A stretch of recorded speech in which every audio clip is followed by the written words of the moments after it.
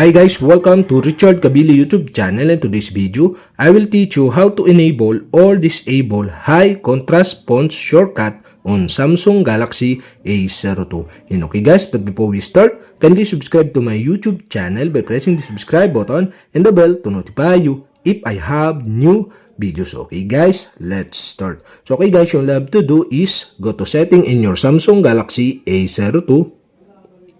In Settings, scroll down and go to Accessibility. In Accessibility, go to Visibility Enhancement.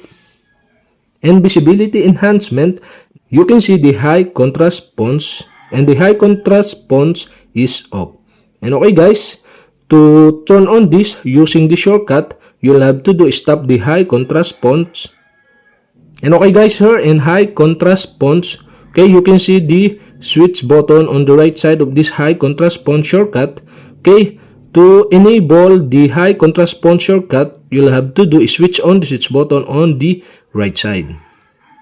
And okay guys, after you turn on, the pop-up below are show. Okay, here to start or stop this function, tap the human icon at the bottom of the screen. Okay, you can see the human icon at the bottom of the screen.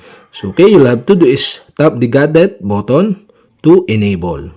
And okay, we can try it. Okay, tap the human icon on the bottom of the screen. Okay, on the lower right side of the screen.